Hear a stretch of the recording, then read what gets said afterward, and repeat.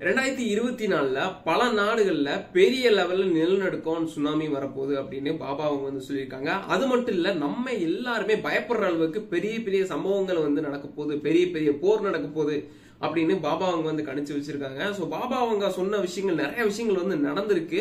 So அதே மாதிரி 2024 பத்தி அந்த வருஷத்துல என்னென்ன நடக்கும் அப்படின்ற விஷயங்கள் வந்து சொல்லியிருக்காங்க.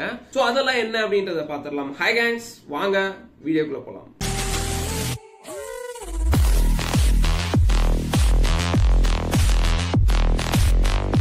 பாபா அவங்க சொல்ற ஷாக்கிங்கான நியூஸ் எல்லாம் பாக்குறதுக்கு முன்னாடி பாபா அவங்கன்னா யார் அப்படின்றதுக்கு ஒரு சின்ன இன்ட்ரோ வந்து கொடுத்துக்கிறேன்.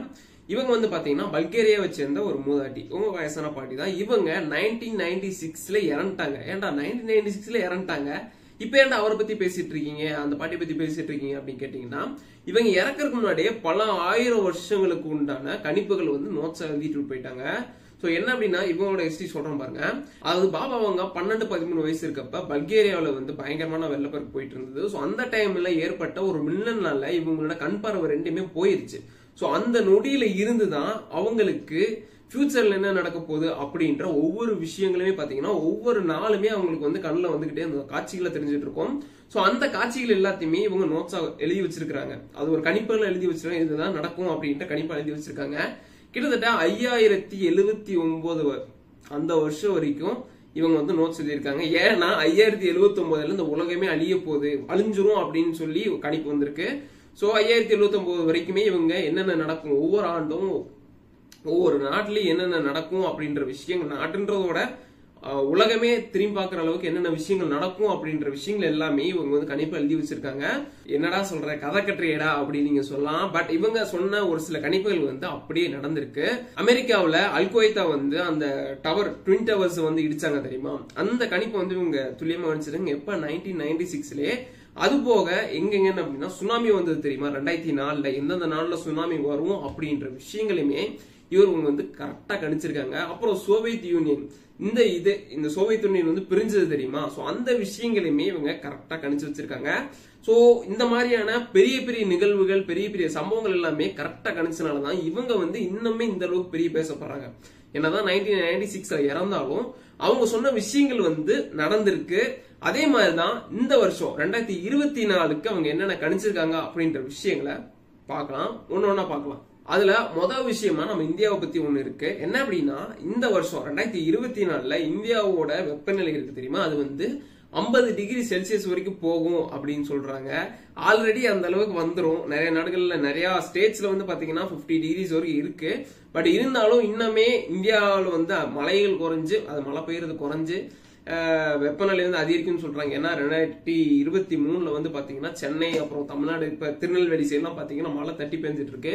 இந்த நிலையில வெப்பநிலை அதிகரிக்கும்னு சொல்றாங்க. இந்த வெப்பநிலை அதிகரிக்கிறது மட்டும் இல்லாம இதனால வெட்டுக்கிளிகளோட எண்ணிக்கை வந்து அதிகமாகும், நிறைய பயிர்கள் வந்து சேதமாகும், இந்தியா வந்து ஒரு பஞ்சத்துக்கு வந்து போகும், நிறைய பேர் பசி பட்டினினால ஒரு பேரழிவு வந்து சந்திப்பாங்க அப்படின்ற மாதிரியும் சொல்லியிருக்காங்க. சோ அந்த நிலைமை வராம இருக்கணும். சோ அதுக்காக ப்ரிப்பரேஷன் வந்து பண்ணிக்கிட்டா நல்லதுன்னு நினைக்கிறேன். சரி, ரெண்டாவது, சொந்த நாட்டுக்காரனாலேயே ரஷ்யாவோட பெரிய தலைவர் வந்து கொல்லப்படுவார் அப்படின்னு சொல்லியிருக்காங்க. ஐ திங்க் இது வந்து புதினோட டெத்தா தான் இருக்கும். ஏன்னா அவர் தான் பெரிய தலைவர். அவர் ஆல்ரெடி இறந்ததாகவும் சொல்லிட்டு இருக்காங்க. சோ அதை பத்தின வீடியோவும் நம்ம சேனல்ல போட்டிருக்கேன், மறக்காம போய் செக் பண்ணி பார்த்துக்கோங்க. மறக்காம நம்ம சேனல் சப்ஸ்கிரைப் பண்ணிக்கோங்க. தென் மூணாவது என்னன்னா, ஒரு பெயரிடப்படாத நாடுனால ஒரு பயோ வெப்பன் வந்து உருவாக்கப்படும். சோ அந்த பயோ வெப்பனை வச்சு உலக நாடுகளுக்கு பூராமே ஒரு நோய், பயோ வெப்பன் மீன்ஸ் மெடிக்கலி ஒரு விஷயத்த நோயை பரப்புறது, அப்படி கொரோனா வந்தது. சோ அந்த மாதிரி ஒரு புதிய நோயை வந்து உருவாக்கி ஒரு நாடு வந்து இது வரைக்கும் பெயரிடப்படாத ஒரு நாடு, புதுசா ஒரு நாடு உருவாகும் அப்படின்னு சொல்லியிருக்காங்க. So be careful. அண்ட் ஐரோப்பால இது வரைக்கும் இல்லாத அளவுக்கு பெரிய மோசமான சம்பவங்கள் வந்து நடக்கும். அந்த நாட்டோட அரசாங்கமே உடையும், ஐரோப்பா கண்ட்ரியே வந்து பாத்தீங்கன்னா செம்ம டேமேஜ் ஆகும் அப்படின்னு சொல்லியிருக்காங்க. சோ ஐரோப்பியன்ஸ்ல அங்க போயிட்டு யூகேல போய் யாராவது வேலை பாக்குறீங்க அப்படின்னா கண்டிப்பா கேட்டு வச்சுக்கோங்க, உஷாரா இருந்துக்குங்க. அது மட்டும் இல்லாம போன வருஷத்தை கம்பேர் பண்றப்ப இந்த வருஷத்துல இது வரைக்கும் இல்லாத அளவுக்கு நிறைய பொருளாதார நெருக்கடி வந்து ஏற்படும். அதாவது நம்ம இன்வெஸ்ட் பண்ணி வச்சிருப்போம்ல ஸ்டாக்ஸ், அண்ட் வந்து எல்லா பொருளோட ரேட்டும், பெட்ரோல் ரேட்டும் எல்லாமே இன்க்ரீஸ் ஆகும். பெட்ரோல் பொதுவாக சொல்றேன், பொருளாதாரம் இன்க்ரீஸ் ஆகுன்றப்ப இதெல்லாமே சேர்ந்து இன்க்ரீஸ் ஆகிறது தானே. சோ அதனால எல்லாத்தையும் சேர்த்து சொல்றேன். சோ இந்த மாதிரி விஷயங்கள் வந்து ரேட் இன்க்ரீஸ் ஆகும், மக்களுக்கு வந்து கடன் வந்து அதிக இதாகும். மக்கள்ன்றது உலக நாடுகள்ல ஒவ்வொரு கம்பெனிக்கும் ஒவ்வொரு விஷயங்களுக்கும் ஒவ்வொரு நாடுகளுக்குமே வந்து கடன் பிரச்சனை வந்து வரும் அப்படின்னு சொல்லியிருக்காங்க. ஒரு நல்ல விஷயம் சொன்னாங்க அப்படின்னா இதுல சொன்னதுலயே நல்ல விஷயம் என்னன்னா, புற்றுநோய்க்கும் அதாவது கேன்சருக்கும் அல்சைமருக்கான நோய்க்கான மருந்து வந்து கண்டுபிடிச்சிருவாங்க. இது வரைக்கும் இருக்கு, கொஞ்சம் இருக்கு. பட் இருந்தாலும் பியூரா இன்னும் கொஞ்சம் எஃபிஷியன்டா வேலை பார்க்குற மாதிரியான மருந்து இன்னைக்கு இதுக்கப்புறம் நீங்க போனீங்கன்னா ஊசி போட்டா சரி பண்ணிடலாம். அந்த மாதிரியான ஒரு சில விஷயங்கள் மருந்துகள் வந்து கண்டுபிடிப்பாங்க அப்படின்னு சொல்றாங்க. பட் இதுல ரொம்ப முக்கியமான ஒரு விஷயம் என்ன அப்படின்னா, இந்த வருஷம் நம்ம உலக நாடுகள் நடுவுல பெரிய போர் வந்து வரப்போகுது.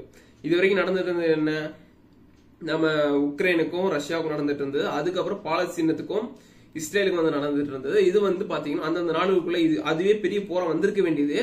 பட் இருந்தாலும் அந்த மாதிரி இல்லாம இந்த வருஷம் பாத்தீங்கன்னா ரொம்ப பயங்கரமான ஒரு யுத்தம், ஒரு போர் வந்து வரப்போகுது அப்படின்னு வந்து கணிச்சிருக்காங்க.